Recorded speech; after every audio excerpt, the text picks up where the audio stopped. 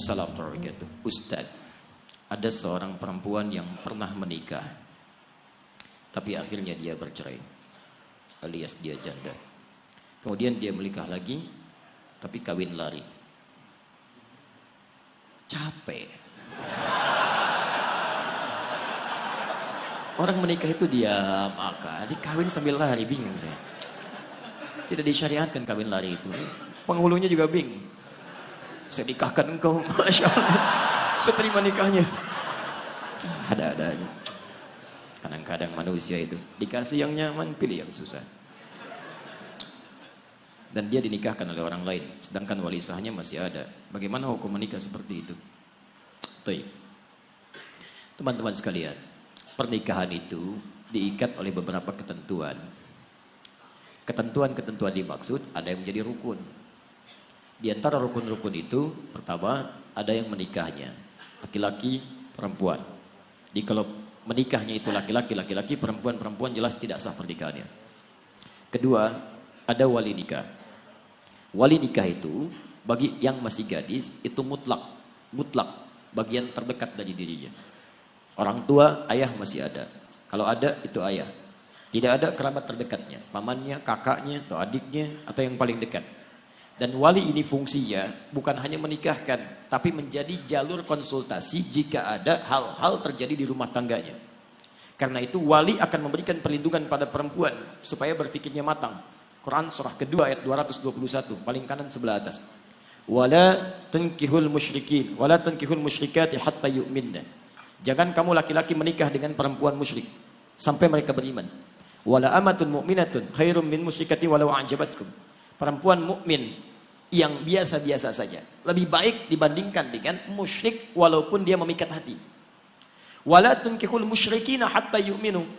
Lihat kalimatnya. Kalau menuju pada laki-laki kata Quran jangan menikah, tapi untuk perempuan jangan nikahkan anak perempuanmu. Wala tunkihul musyrikin, jangan nikahkan anak perempuanmu kepada pria musyrik. Jadi yang dituju itu walinya. Ayat ini tegas kata para ulama menunjukkan bahwa jika ada perempuan, gadis, ya ini gadis belum masuk ke janda, gadis khususnya akan menikah, maka tidak sah pernikahannya sebelum kemudian dia diputuskan oleh walinya. Putuskan itu maksudnya bukan memutuskan pernikahan dan sebagainya, membimbing pernikahan dia menjadi wali darinya. Jadi tidak boleh dia menikahkan dirinya sendiri. Supaya dijaga kehormatannya, dijaga dia, dan apa fungsi terbaiknya? Quran surah keempat ayat 35, paling kiri di pertengahan. Wa in khiftum shiqaqa bainihima fab'athu hakaman min ahlihi wa hakaman min ahliha. Kalau di rumah tangga terjadi cekcok luar biasa yang menjadikan tidak bisa diselesaikan oleh kedua suami istri itu, maka konsultasilah kepada wali, hakim yang paling bijak. Siapa yang paling bijak? Yang paling bijak, yang paling bagus adalah yang Anda duduk jadi wali yang menikahkan Anda. Karena itu yang paling dekat dengan Anda, yang paling mengerti Anda. Makanya ketika seseorang menikahkan, itu hati-hati. Bukan cuma mengatakan, saya nikahkan kau begini-begini, tapi ketika punya persoalan, dia harus jadi bagian dari itu untuk konsultasi dan sebagainya. Makanya saya ingatkan pada perempuan-perempuan, jangan anggap enteng wali, yang penting nikah. Tidak. Wow. Walinya siapa? Pengennya sih wali songo. Oh, wali bagus. Tidak bisa. Ada wali bagian kerabat Anda. Jadi jangan anggap enteng, Anda sudah kawin lari, capek, gak ada wali dan sebagainya gitu kan. Repot. Ini bagian pertama. Kemudian ada mahar. Kemudian saksi, minimal 2 orang saksi di tempat yang sama. Kalau ini terjadi maka sah pernikahannya.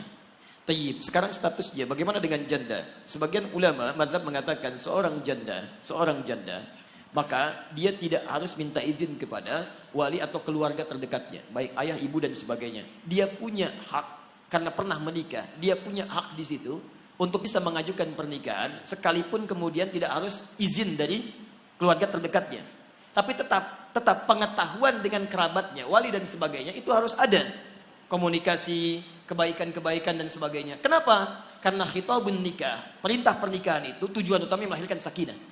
Quran surah ke-30 ayat 21. Wa min ayatihi an khalaqalakum min anfusikum azwajan litaskunu ilaiha. Orang menikah itu supaya tenang, bukan supaya gelisah. Jadi kalau antum belum menikah aja sudah gelisah, ada yang salah dalam cara menikah antum. Bagaimana antum bisa menikah dengan tenang kalau cara menikahnya aja menimbulkan kegelisahan?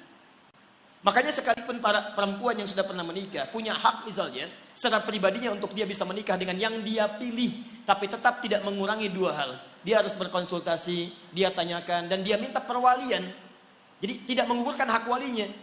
Cuman dia punya hak untuk menikah, mengajukan pernikahan, tapi tetap tidak menggugurkan hak walinya. Dia harus dinikahkan oleh orang lain. Siapa itu? Kalau ada kerabat terdekat, ambil kerabat terdekat. Kalau kemudian kerabat terdekat tidak ada, maka silahkan cari wali-wali hakim yang bisa mewakilinya. Dari KUA atau yang lain-lainnya. Tapi maaf sekali lagi, kalau terjadi pernikahan yang seperti tadi, nikahnya sah kalau rukunnya terpenuhi, tapi dia bermaksiat kepada Allah Subhanahu wa taala. Nikahnya sah, tapi dia bermaksiat kepada Allah Subhanahu wa taala. Baik, dan saran saya sederhana. Datangi orang tuanya, datangi kerabatnya, ya, kemudian minta restunya, minta maafnya, dan mohonkan ampun kepada Allah Subhanahu wa taala dalam kebaikan. Tapi ada kasus yang dibenarkan pernikahan seperti itu jika memang kondisi-kondisi dari wali terdekatnya, satu, menjauhkan dia dari Allah Subhanahu wa taala. Ada ancaman yang membahayakan bagi agama dan kepercayaannya. Misal, dia beda agama, seorang anak. Kemudian ketika dia pindah agama, dia mau menikah, diancam oleh orang tuanya. Kalau kamu kemudian mau saya jadi walinya, kamu harus kembali kepada agama kamu. Kalau tidak, kamu begini atau menghadapi siksa, maka dia boleh meninggalkan itu. Kemudian dia menikah dengan apa yang ia pilih dan menjadikan yang lain sebagai walinya. Misal ustadz tertentu atau dari KUA atau sebagainya. Saya tidak tahu kasus spesifiknya yang mana ini yang dimaksudkan. Tapi kalau misalnya, mohon maaf, yang dimaksudkan yang pertama, maka saran saya supaya bisa kembali kepada walinya, kemudian dia meminta maaf dan bersama-sama beristighfar pada Allah Subhanahu wa taala. Kalau nikahnya sah sepanjang rukunnya terpenuhi, tapi sekali lagi dia bermaksiat kepada Allah Subhanahu wa taala. Dan ingat di rumah tangga, hadis Al-Bukhari, buka di Al-Adabul Mufrad paling kanan sebelah bawah, ridha di rumah tangga jika orang tua masih ada, salah satunya ditentukan oleh ridhonya orang tua. Ridhallahi fi ridhal walidi wa sukhtullahi fi sukhtil walid. Allah taala alam bissawab. Bolehkah bermanja-manja dengan Allah? Terakhir. Apa yang dimaksud bermanja-manja? Kalau yang dimaksud bermanja-manja dalam urusan positif, misal manja-manja dalam urusan ibadah, sangat dibolehkan. Misal tahajud, ya, ditingkatkan. Bahkan selevel Utsman bin Affan radhiyallahu taala anhu, menantu Nabi, orang paling kaya, asetnya ada sampai hari ini, menikah dengan dua putri Nabi, satu meninggal, satu nikah lagi dengan satunya lagi. Kemudian orang paling pemalu, kata Nabi, malaikat Jibril malu melihat Utsman radhiyallahu taala anhu. Tapi masya Allah, kekayaan, status yang tinggi di surga bersama Nabi tidak mengurangi kemuliaan beliau di hadapan Allah Subhanahu wa taala. Kata Imam An-Nawawi dalam kitabnya At-Tibyan fi Adab Hamalatil Quran, cetakan Darul Kutub Al-Islamiyah, warna merah marun, halaman 38, paragraf pertama, baris 1 sampai 2 paling kanan sebelah atas. Kata Imam An-Nawawi, kalau malam-malam bermanja-manja dalam tahajudnya sampai bisa tahajud khatam Al-Quran. Khatam Al-Quran. Sahabat Nabi dekat dengan Nabi, menikah dengan dua putri Nabi. Paling pemalu, malaikat Jibril turun, malu kepada Utsman. Tahajudnya bermanja-manja sampai khatam Al-Quran. Antum sahabat Nabi bukan, dekat dengan Nabi bukan, tidak menikah dengan putri Nabi. Kekayaan antum tidak sekaya Utsman. Malaikat turun, tidak malu melihat antum. Masya Allah. Coba lihat tahajud antum.